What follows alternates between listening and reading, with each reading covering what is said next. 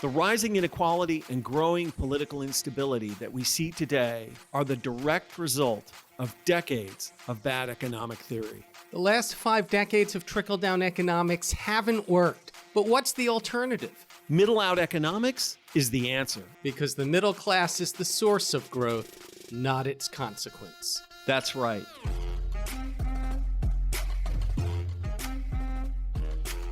This is Pitchfork Economics with Nick Hanauer, a podcast about how to build the economy from the middle out. Welcome to the show.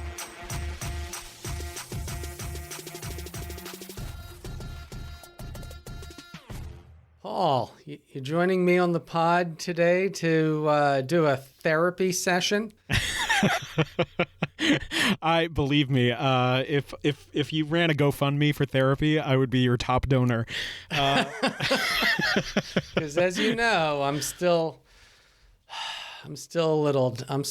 a little down about the election. Oh yeah? And I guess by the time this airs, about the inauguration. Yeah, that's understandable, Goldie. I mean, I had the I would say that the week after the election was pretty rough for me too. It was one of the roughest weeks of my life. I will say emotionally. In public, it was incredibly depressing, and one of the things that helped me at that time was there was a chart that was going around, and I think you've probably seen it, Goldie, but it's the one that showed that ruling parties around the world have been getting thrown out of office and losing elections one after the other, right and left. It didn't matter who was in power. The party in power was getting kicked in the teeth by voters around the world this year. And in fact, that was one of the things that was helpful for me because, Americans like to believe we're living in a vacuum. But in fact, the loss in America was less than almost every other country in the world, meaning that, all that work, all those donations, all that, everything that we did in the election wasn't in vain. Right? We were working against an intense global tide, and so our work mattered. So, not to get too Pollyanna-ish on you, because I know you loathe Pollyanna, but that chart really gave me a lot of comfort, knowing that because of, the global wave of inflation and the pandemic and everything, voters are restless, and they are just in a mood to throw the bums out. Right, both in response to the immiseration of the COVID pandemic and the policies that were implemented to get us through and out of it. Either way, either the government didn't do enough or they did too much. People were angry everywhere, except apparently, Paul, along the nation along our southern border. Do tell. Well, instead of me telling, we should probably get to our guests because there were elections in Mexico, and in fact, the incumbent party, the Progressive Party, Morena, won. They elected a new president, Claudia Sheinbaum, not only a progressive, not only the representative of the incumbent party, but a Jewish woman, which is something I have to say as a Jewish man, I can't imagine the American electorate doing. Well, and she's the first female president of any North American country, which is just a pretty huge achievement. Weird. So, Goldie, in order to improve your mood, we are talking to Kurt Hackbarth, who recently wrote a fascinating piece for Jacobin Magazine about the Morena Party's success and what lessons the U.S. and Democrats in particular can learn from it, and maybe what it might signal for the future of progressive politics around the world. Let's talk to Kurt.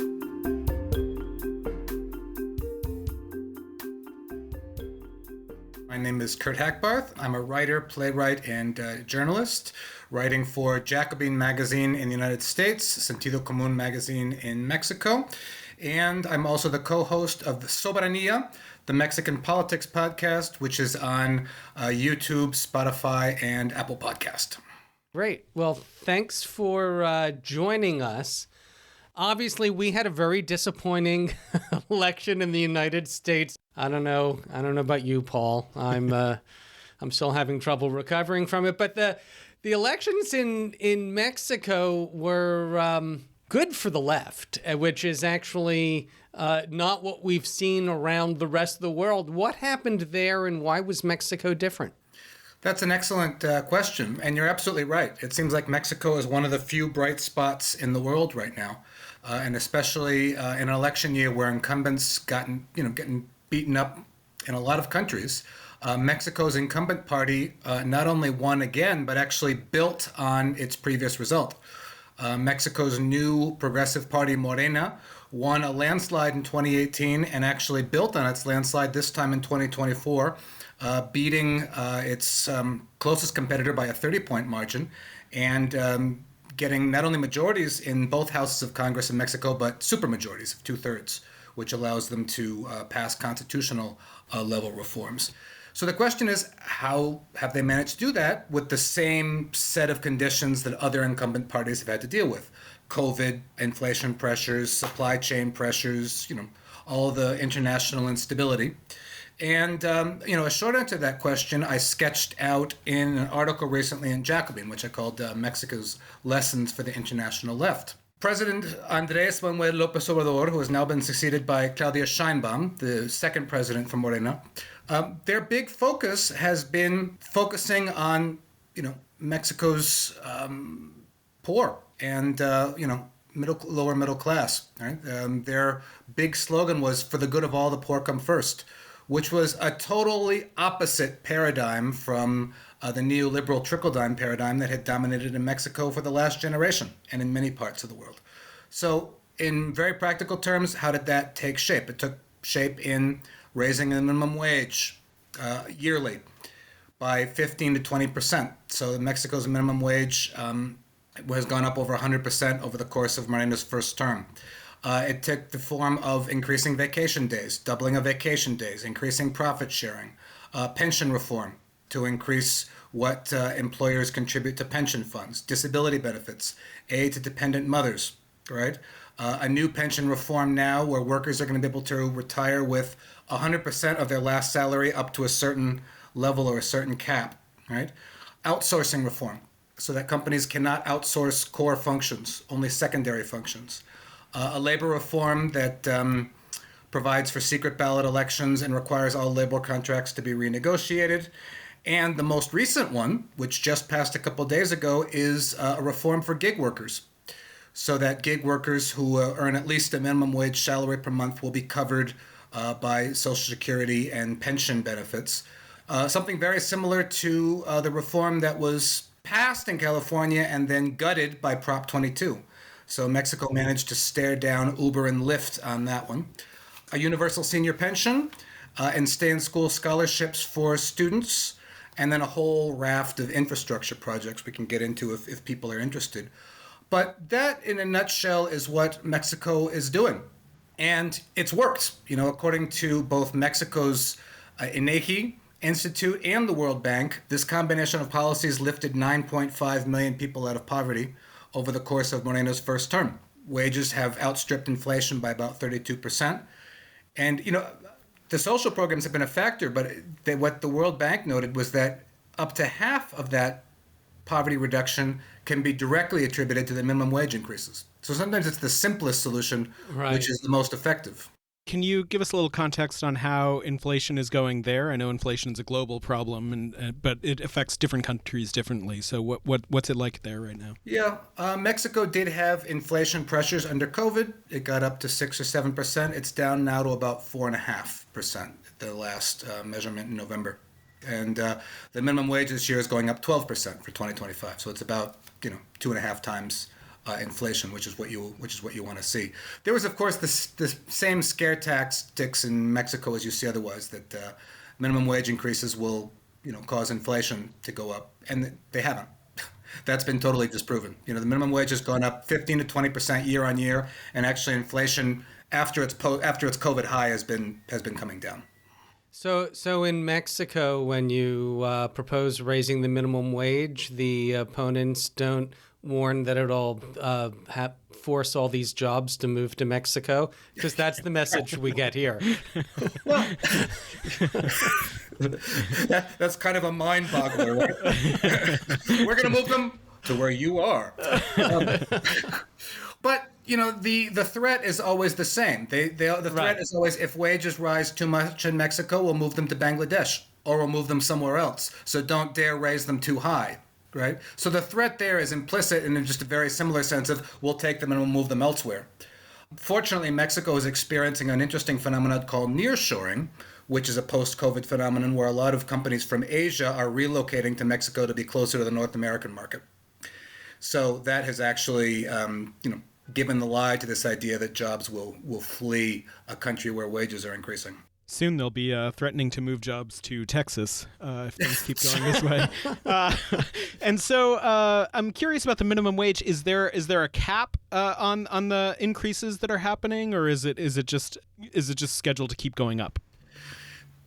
Claudia Sheinbaum, who was just inaugurated on October 1st, ran on a platform of annual minimum wage increases until it gets up to what's called 2.5 basic food baskets, which means that she wants the minimum wage to be able to buy 2.5 basic food baskets for a family, which would basically mean recovering the purchasing power of the minimum wage that it lost from the early 80s onward. Remember that Mexico had a terrible crisis in 1982. There was a terrible devaluation. There was another big devaluation in 1994, which was called the tequila crisis. So there's been a series of shocks and privatizations over the last generation that's really eroded purchasing power amongst average Mexicans. So she wants to get that back up to 2.5 food baskets. What's interesting is she has business buy-in for this. It's quite a different scenario in the United States. When they announced the minimum wage increase for 2025 a week ago, business leaders and union leaders were on the stage with her. So this has been a negotiated wage increase with business organizations and with labor organizations. So it's scheduled to continue to rise to get to that 2.5 limit, and it has to because it's still way too low. Mexico's minimum wages, we're still talking about $13 a day. It's got a long way to go. To recover a lot of that purchasing power. So it's $400 a month. That's what the minimum wage is. Fortunately, that has pushed wages higher elsewhere, right? Having that lower floor pushed up pushes wages up otherwise. And there are, of course, certain union contracts where the actual language is, if minimum wage rises, your wages rise accordingly. But, we're still not talking about a very generous minimum wage in terms that we understand, right? Obviously, Mexico and the U.S. are very different countries, despite their proximity to each other. But we do face a lot of the same media challenges in that the media is largely corporate-owned and has a corporatist right-wing. To say it has a slant to it, I think, is a vast understatement.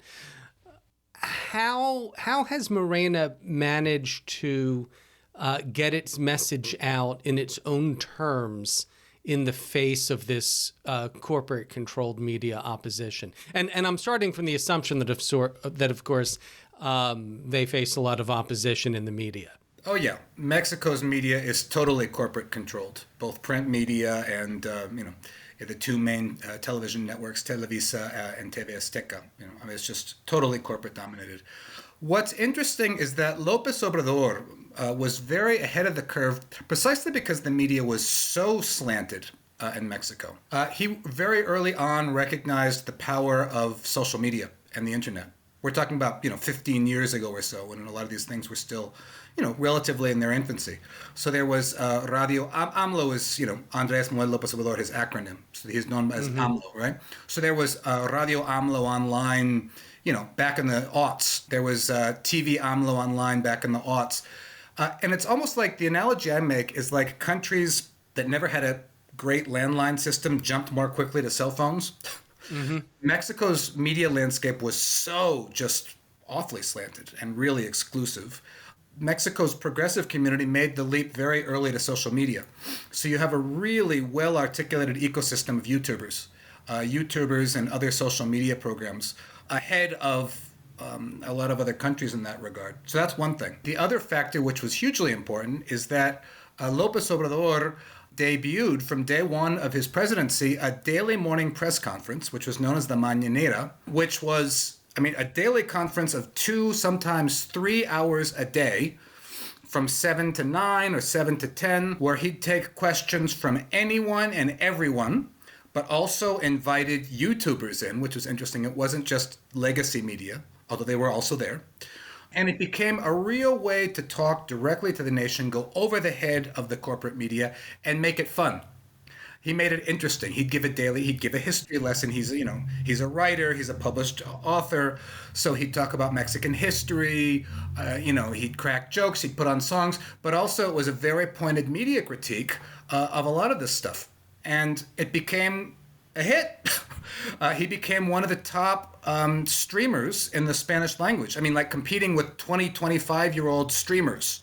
You'd have the president of Mexico with his daily program, which then they put on Spotify and, obviously YouTube and all that. And so successful they were that Claudia Sheinbaum has decided to continue the Mañaneras, the daily press conferences, and she's continuing to do them. A little bit shorter. She doesn't go for 3 hours like AMLO. But, it was a real way to plug directly into the population and turn these media attacks into a form of popular entertainment to say, look at these people. Look at what they're doing. Look what they're saying. This is why it's wrong. And this is what we're doing. And he really found a winning formula in that. Does Sheinbaum have the same sort of, charisma? The personality capable to keep it up? I know she was his personal pick, right? Well, Sheinbaum is quite a different personality, and I think to her credit, she hasn't tried to imitate López Obrador. What she has said is this is very much, we are the second floor of what's called the fourth transformation of Mexico. So she unabashedly ran on a continuity platform. She didn't try to distance herself from López Obrador. He has a 70% approval rating. It would have been silly for her to do that. So she ran very much in a continuity program, but, with her own program of, for example, measures related to women and an accent on different issues that López Obrador hadn't prioritized as much. She runs a tight ship. She ran a tight ship in the campaign, a very no-nonsense, tight ship, and she does the same thing in the press conferences. She was a borough leader in Mexico City. She was also the mayor of Mexico City, which, considering the whole outlying area is 25 million people. So it's like, there are countries that are smaller than Mexico City population-wise. So she certainly has plenty of experience in that regard. And she also, has her experience as a professor and a researcher beforehand. So it's very much a tight ship, no-nonsense way of handling the Mañanera. Not as many anecdotes, not as many jokes, doesn't put on songs. But she's an able communicator in her own right. She is. I'm sorry, I'm going way out of order here, but I am curious if you could just give us a little bit of context. You alluded earlier to the continuous neoliberal trickle-down rule in Mexico that preceded these administrations, and I was wondering if you could talk a little bit about that. Was it similar to what we were seeing in America? Was it a similar flavor of trickle-down, and was it also a similar form of communication compared to AMLO? Very much like America, but worse. It was closer to what happened in Chile after Pinochet. It was the wholesale sell-off of the state. It really was. I think they sold off over 1,000 different state agencies or institutions over the course of the late 80s and 90s, creating, a whole new class of crony capitalist millionaires that benefited off of the wholesale sell-off of telecoms, of airlines, of mines, of banks, you name it. The trains were sold off. It was sold off piece by piece, and it was just a terrible phenomenon, right? So for a time, the world's wealthiest person, Carlos Slim, benefited from the sell-off of Mexican Telecom, and then also had Mexico's largest cell phone company at the same time, right? The banks, for example, Mexico's largest bank, Banamex, was rescued by the Mexican taxpayer in what was called the Fobaproa bailout in the 90s, which was similar to TARP, only worse, because TARP, they paid back the loans, and Fobaproa they never did. So the Mexican taxpayer bailed out the banks, and then they were sold off. Banamex was sold off to Citigroup or, Santander or HSBC or whatever else. And these banks make a killing in Mexico because regulations are less, so they can charge, fees up the wazoo and, all kinds of commissions on everything, very high interest rates on things like mortgages. And that cut across every sector. And yes, of course, the rhetoric, to justify that was very similar. We're going to free up resources for investment. We're going to free up resources so that the state can do what it can do best. And, it doesn't need to be doing these kind of things. And that never happened. That never happened. The Mexican public just got poorer and poorer.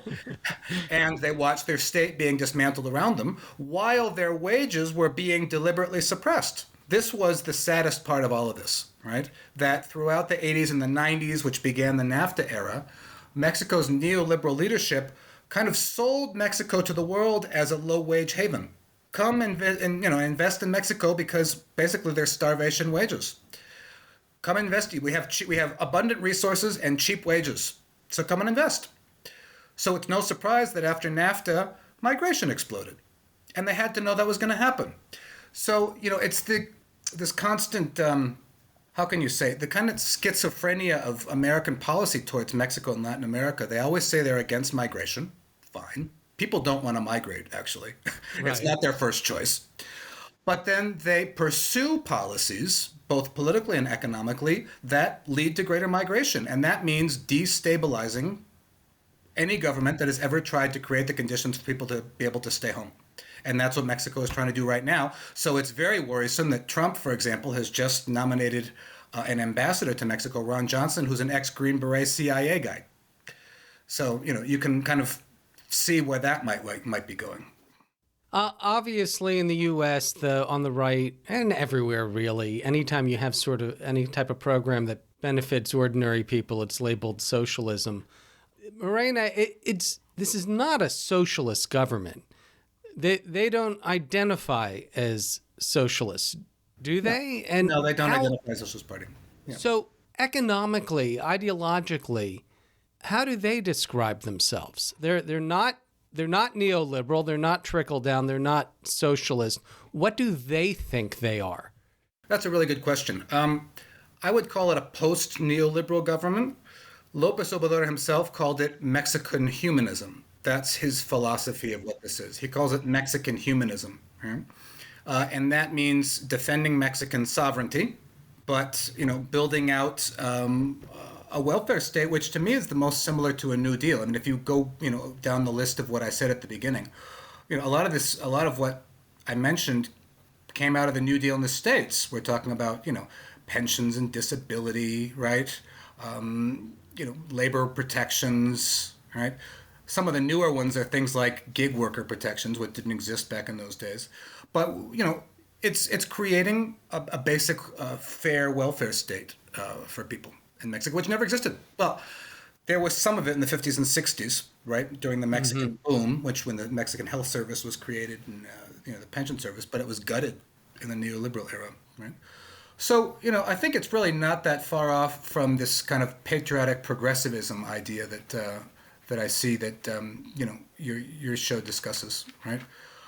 Because López Obrador very much considers himself to be, a patriot. And I think part of his secret to his success was he was viewed by the Mexican public as very much the quintessential Mexican, right? In favor of the Mexican public and not selling off Mexico to global interests or globalists that would come in and, dismantle the country. Just as an example, one of López Obrador's big reforms, 2021, was an energy reform to try to get more control over Mexico's electrical grid and energy system for the state. And that, of course, made companies like Iberdrola or Enel or a lot of these energy multinationals very upset because they wanted to be able to use Mexico's electrical grid to their own uses. Just like in Spain, where Iberdrola actually bills people directly. So that's, I think, an example of where, López Obrador has this idea of sovereignty, but also, building on a welfare state through this idea of what he calls Mexican humanism. What do you think Democrats in the U.S. can learn from what's going on in Mexico right now? I guess in terms of policies, but also communication with voters. I think there's a lot to be learned from Mexico. Sometimes Americans, we think that we have nothing to learn from anyone. This kind of the we're number one kind of phenomenon. And I think if we have some basic humility to learn from other experiences, I think it would be helpful to see how a party can win 2 straight landslides in challenging economic conditions. I think it's not abandoning your base. It's interesting that if you look at the numbers, in 2018, which was Morena's first election as a progressive party, working class voters were kind of all over the place a little bit. But by 2021, the midterm elections, they'd come home to Morena. And by 2024, Morena won working class voters overwhelmingly because they passed policies. I mean, it is that simple. They passed policies that benefit their base, right? The minimum wage, the outsourcing reform, the labor reform, vacation days, profit sharing, pensions. That's bread and butter issues. That's meat stuff, right? And they didn't get, deviated from that. And the interesting thing with Sheinbaum is that she managed to hold the working class base, but they didn't alienate the middle class voters either. That's why they won by such a landslide. She won poor, she won working class, she won middle class, and they even won upper middle class voters, 49 to 41%. So if you do it right and you communicate it, you don't necessarily, understanding that Mexico is a different country from the US in a different context, you don't necessarily have to alienate your middle class voters if you pass policies that benefit a working class base. And I think Morena has been really good at that, and has been really good at communicating that. I think people understand that you're not going to win every battle in politics. You never do. But the idea is if they have the sense that they're fighting for you, they'll back you.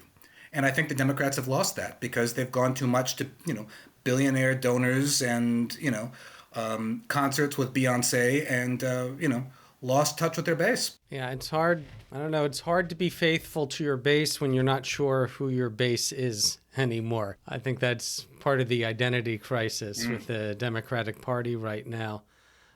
Given Mexico's success recently, is the country prepared for the wave of migrants coming in across the American border? People fleeing Trumpism in the U.S.?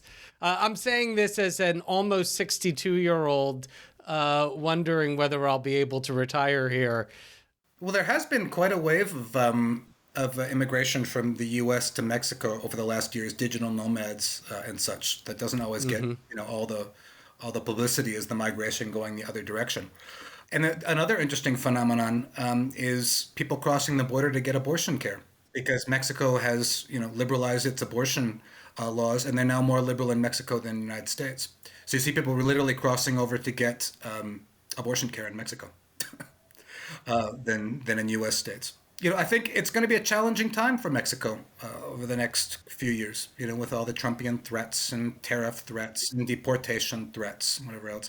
I think one advantage that Mexico has is that Sheinbaum is very popular. She's got also a 70 to 80% approval rating. Her recent letter to Trump saying, hey, listen, if you do tariffs, we'll do tariffs, and we'll all lose, I think was well received.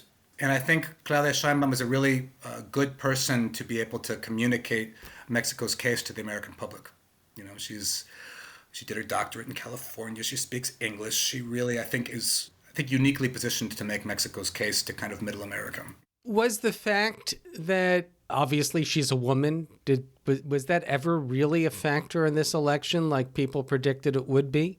It wasn't really. There are so many stereotypes about Mexico, and it's unfortunate. We have a lot of stereotypes about Mexico, a lot of negative stereotypes, which Trumpism has only served to worsen, right? The bad hombres, the rapists, all of this nasty stuff. I've lived here for 23 years, and it's a much more open society than people understand. Mexico right now elected not only a woman, but a Jewish woman without a problem. Well, actually, if you look at the numbers, more men than women voted for Sheinbaum.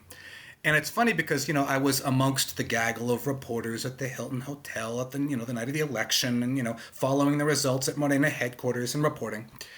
And it was funny to watch the foreign correspondents coming in because, there are people who live here and have really, studied the country. And then there are, of course, the reporters that just come in for a couple days and go elsewhere. That's their job. And they're like, well, how is it that such a macho country could elect a woman? And they were kind of really scratching their heads about this one. I'm like, well, maybe it's not as macho of a country as you think it is. Of course, there is machismo here. There's also machismo in the U.S., right? But, Mexico is an interesting, complex, nuanced country. It's got 126 million people. It's got 70 to 80 indigenous languages, all different kinds of cultures. The South is different from the North. The mountains are different from the coast. I mean, you could spend a lifetime discovering Mexico. So I think it evades simplistic labels and stereotypes. Unfortunately, I think a lot of the stereotypes about the U.S. are true. So, by comparison. What do you think? You want to get to the final question, Paul? Yeah, you've been very generous with your time. Thank you. We wanted to ask you a question we ask all of our guests, which is, why do you do this work? I love what I do. I love Mexico as a country. It's really adopted me, and it's really with open arms. Mexico is really welcoming to foreigners in a way that I think is another thing the United States can learn. But also, I love the work I do because I can divide time between fiction, and we have a publishing house, and we publish Mexican writers of short stories and novels, and then my journalistic work. And so I'm able to work with Jacobin Magazine, with Sentido Común here. We have our podcast, Soberanía, and I'm also going to be doing some work with Mexico's public broadcaster, Canal 11, in the new year. So it's not a bad way to earn a living. Well, thank you for joining us today, and I'm really looking forward to at least having one positive election to cheer me up over the next few years. Yeah, I hear you. I hear you. It's really good to have at least one bright spot there, and have been able to live it and watch it and see it, because it hasn't been easy. Yeah. There was, López Obrador ran for office twice before he won in 2018. 2006 was an electoral fraud. 2012, there was a lot of foul play as well. There's been, if you go back over the decades, all kinds of electoral malfeasance, all kinds of progressive activists disappeared back in the days, killed in the 80s and 90s when this movement was just getting started. So it's been a very long and hard road to get to this. It didn't just come out of nowhere. So it's that much more gratifying, I think, to see them finally get into office and be able to take good advantage of it. Thank you so much. This has been really fascinating, and I really appreciate you taking the time. Thanks, guys. Yeah.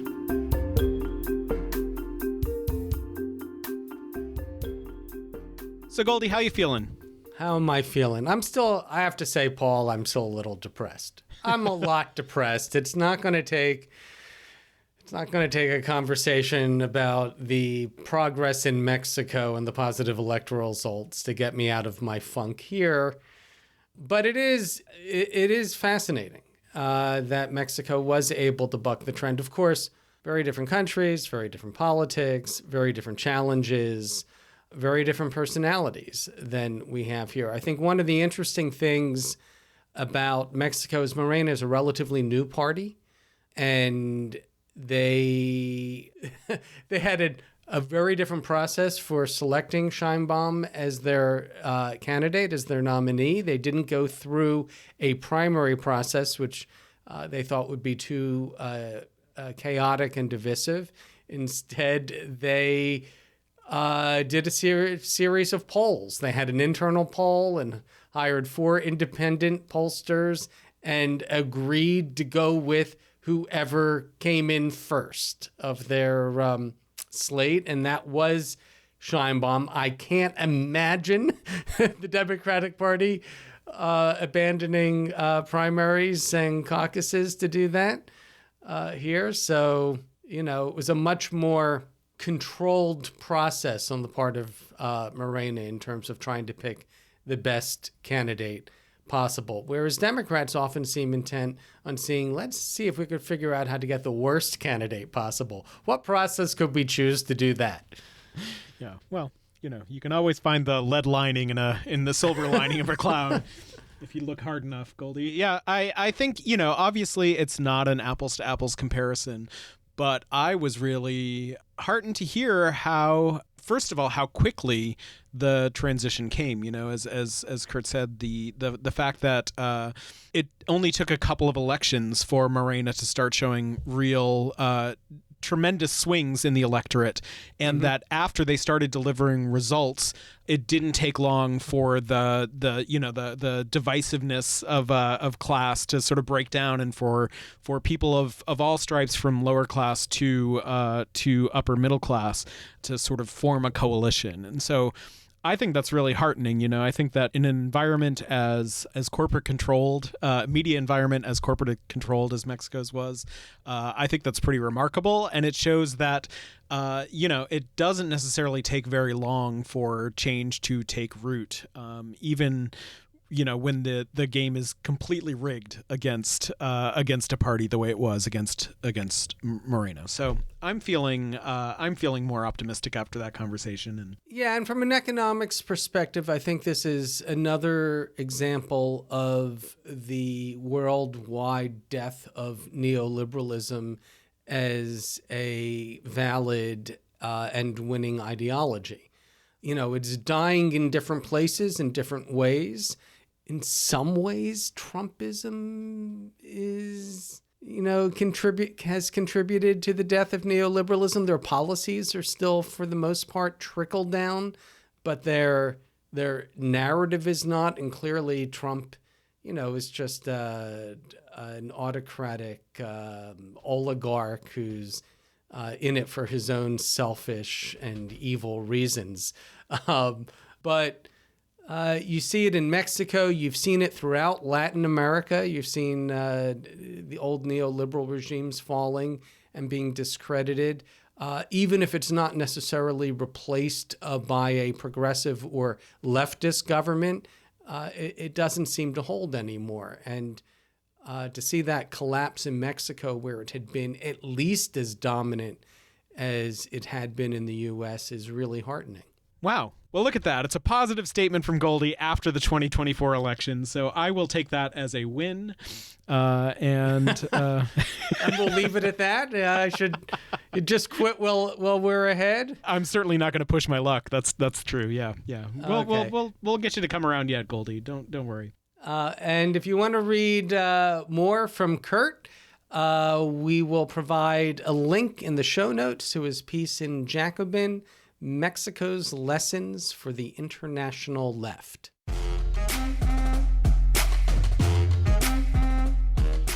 Pitchfork Economics is produced by Civic Ventures. If you like the show, make sure to follow, rate, and review us wherever you get your podcasts. Find us on other platforms like Twitter, Facebook, Instagram, and Threads at Pitchfork Economics. Nick's on Twitter and Facebook as well, at Nick Hanauer. For more content from us, you can subscribe to our weekly newsletter, The Pitch, over on Substack.